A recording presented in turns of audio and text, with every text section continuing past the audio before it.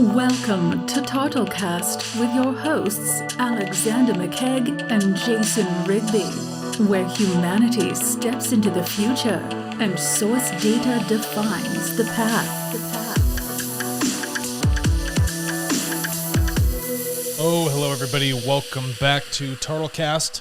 We want to talk about our lake house in the Hamptons. Jason was just telling me about his dream of having a lake house in the Hamptons. No, not the Hamptons. Yeah. I can't live there. Washington State. You can share your dream with the world. Yeah, I just have a lake house, Washington State, have family come over, bonfires, kayaks. I love that. It's fun on the lake. Fishing, whatever. You know, lake is it's an efficient form of life. You got your water, and then outside of the water, you got your land. Yeah. You know, you got to get everything right there. All for Yeah, you. and then a lot of people have it, where they have these huge windows. Yeah. So you feel like you're still a part of it all. Even Which is though you're nice. inside. If you need some firewood, go cut down a tree. Mm-hmm. You know, maybe one that's slightly rotting. There's like a, infestation. Well, Washington State, everybody does that in a good way. You can literally walk through the woods and see fallen trees, and it helps the environment by cleaning those up. It's called fell. Yeah, fell. Yeah. It's not falling or fallen. I fell a tree. Yeah, what do you mean you but you'll fell see a them tree? like hanging over like this. Yeah. So you come up and you clean everything. And Yeah, you get good so firewood. there's tons of great.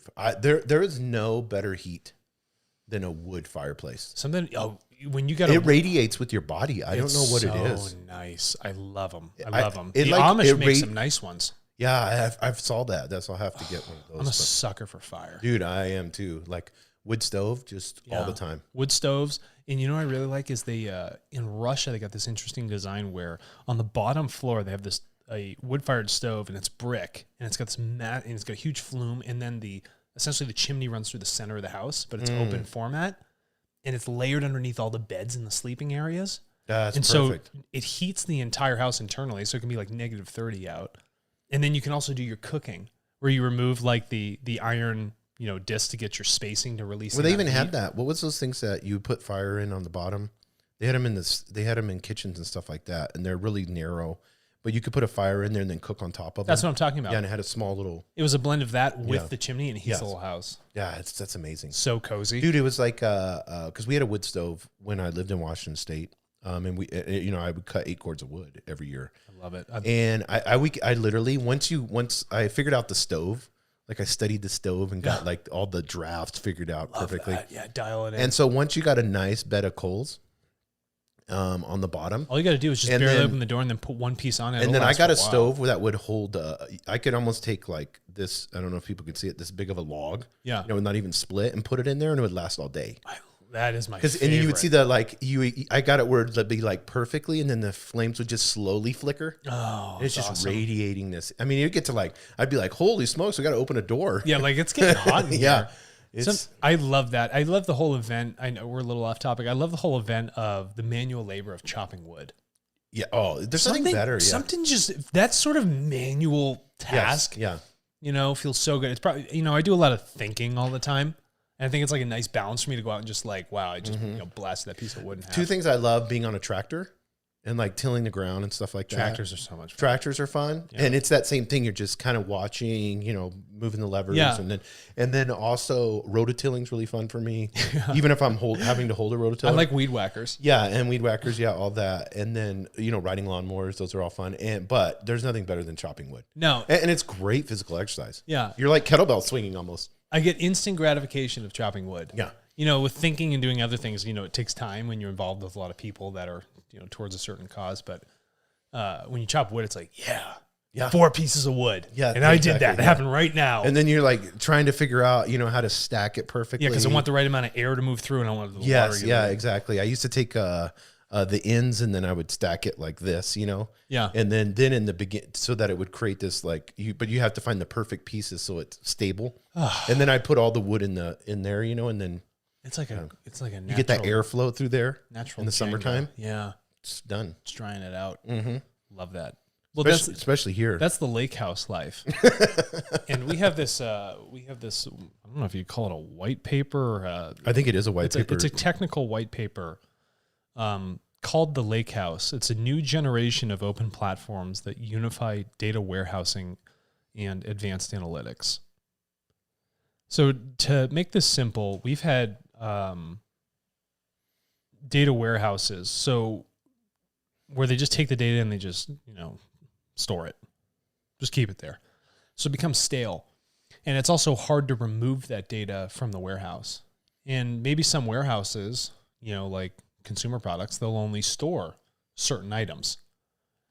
So in the early days of business intelligence in those systems that want to come to some sort of analytical understanding of data, they were limited by the type of file formats, unstructured data, things like video, audio, things of that nature that were being stored. And the things that were stored were very stale and difficult to get out of the warehouse. So in terms of moving data from point A to point B, so from storage to analysis, there was so much work that had to occur at such a high cost, engineering cost, storage cost, everything, just so a company that was using data for business intelligence could actually get that data to do something intelligent. So in this white paper, they come to the conclusion that we can move that data in the warehouse, these centralized warehouses, and move it into something called a lakehouse. And this lakehouse has, what they've done is, in the process of moving this data falls in this thing called an ETL. It's an exchange transfer load. So what you're doing is you're moving the data from point A to point B. It's going to process it there, shift it over. It's going to funnel it, clean it up, and then send it to the end game, which is the business intelligence system. The lakehouse figures that if we take this information in unstructured data and we put the exchange transfer load, so essentially the algorithm that typically sat outside of it that needed to filter things coming out of a data warehouse, we'll put the filtering algorithm inside the data lake. So it can actively manipulate and filter through unstructured data that was typically difficult to search and query on the old data warehouses. And we can do that right there in the lake and then immediately remove it in an efficient format through some sort of file API, which is a programming interface. So I'm going to have a special tube sucking water out of the lake or sucking my data out of the lake. And at the end of it, it's immediately going to go into a system that is efficient for machine learning, business intelligence, you name it. Reports, data science, BI, all that. All those things. So that sort of report, data science, and BI now in an efficient format, the amount of cost that you typically found in the old data warehousing and then trying to move that data, now what you can do is you can get very active data, actively stored, that's unstructured, and have its analysis done very efficiently. And the only cost involved in that is really having the engineers go in and put the time into a very specific algorithm to make sure that you're taking it out the way you want to take it out. I mean, like the data lake, the ETL, like you're talking about, is metadata caching and indexing layer. Yeah. And so what they do is that the lake embeds all of that into this ETL. And so the lake house is holding it, right? And you can do all that exchange, transfer, and load without the inefficiency of a warehouse. And a lot of the companies that do focus on big data, and it talked about this in the white paper, and this is a very important point, is that 86% of analysts use out-of-date data, and 62% of companies, Fortune 500, report waiting on engineering resources numerous times per month, because the older systems required engineering and re-engineering to take new types of data and move it back and forth or to certain points before it came to a point of analysis. And so what they figure is that now analysts can use data that is real-time, raw, unstructured, pull it right out of the data lake where it's being cleaned up with that ETL algorithm, and then take that and immediately start to derive answers or put it into a machine learning process. Yeah, and one of the things that they talk about is how good of a fit it is for the cloud environments. Yeah, because this is good for cloud environments because the efficiency of processing. So you have a lot of different types of storage. So like Amazon S3, it's more of like an active storage platform. How do I put this? How do I put this in a good metaphor? If you're on Gmail, you can delete an email. You can just keep it in the inbox, or you can archive it. An archive is like putting something, you're not deleting it, but you're putting it into like cold storage. We're not going to touch it for a very long time, but I want it there, but it requires very little processing power for it to be stored, and you can use high amounts of compression on it for saving space. So it's very efficient to archive something. Deleting it just wipes it all together from the disk. So when you apply the Lakehouse format of having everything embedded with ETL and all the algorithms and everything against that raw unstructured data, there's benefits to it because you have the efficiency of using these cloud-based systems and their storage and efficiently pulling that data out of storage. So it's almost like you're doing all the front end work with the data ahead of time before it's pulled out. Right. And cloud computing offers that availability and that flexibility, and the architecture of the Lakehouse itself increases that efficiency for machine learning programs that are applied to cloud storage and cloud processing.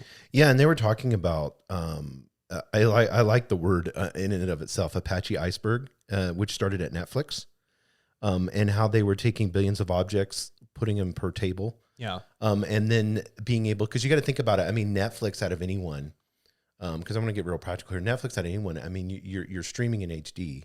Yeah. Probably 1080 or higher, I would imagine. I mean, the amount of data that Netflix has to store. Yeah, and then to move something into compression and out of compression. Yes. Because you have to efficiently push all that data through a pipe, so it has to be compressed, but then your codec, how it's actually being read, that video format, has to be efficient for decompressing it so you still maintain the HD and the image quality.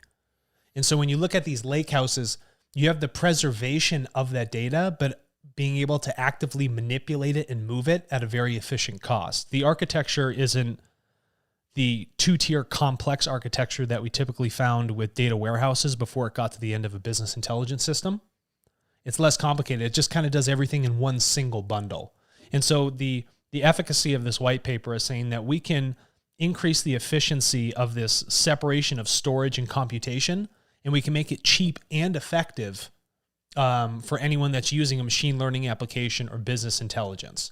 Yeah, and I think caching strategies, and they talked about that in here, for like the future direction. They have a section on future directions and alternative designs. And, this directly accessible open format for next generation workloads. And they're saying this is the research problem. Yeah, the research problem is the proper mobilization of data that companies actually have. They don't have the ability to mobilize it properly into systems that can give them effective answers or other types of algorithms through machine learning to derive, some sort of state that they're looking for. Yeah, and I love the questions. This is why I like the paper so much. At the end, and I think a lot of papers should do this. They said that, hey, we need more research on this, and then they said research questions and implications. And one of them was, are there other ways to achieve the Lakehouse goals? Which I think is great. Anytime somebody builds something. Yeah, they're challenging it. Yeah, they're challenging their own thing that they built, which is great. And then second was, what are the right storage formats and access APIs? And then in conclusion, what they talked about here is, and this is really interesting, we've argued that a unified data platform architecture that implements data warehousing functionality over open data lake file formats can provide, and this is a key word, competitive performance with today's data warehousing systems and then help address many of the challenging facing data warehouse users. Yeah, so we employ a lot of data warehousing. We did a podcast on real estate investment trust doing a lot of stuff into data centers. Yes. But the point here is that when the data warehouse begins to adopt an architecture that is efficient for engineers and efficient for the business in terms of cost and delivery time, that the Lakehouse on top of your data warehousing can really improve, overall everything that's happening as a strategy. So decreasing that data staleness, less of a reliance on engineering to come back in and re-engineer something is of a massive benefit, and it gives you that blend of performance and management of the data itself. Data lakes. And that's the data lake, right? Yeah. And you building your lake house. Yes, exactly. That's the future vision. The future of Tartle. So tartle.co. Yeah. Sign up. If you want to get started, I mean, we employ a lot of things through Amazon with their S3 and data storage. So it's nice to see the forward thinkers of how this efficiency in terms of that storage, security, and manipulation of that data can actually happen. Yeah, and if anybody wants to read the article, it's on cidrdb.org. Yeah. So it must be an organization. Yeah. cidrdb.org. And again, it's called Lakehouse, a new generation of open platforms that unify data warehousing and advanced analytics. We'll give a shout out to the authors here. Michael Armburst, Ali Godse, Reynold Zinn, and Matai Zaharia. And they're a part of Databricks, UC Berkeley, and Stanford University. Awesome. Thank you.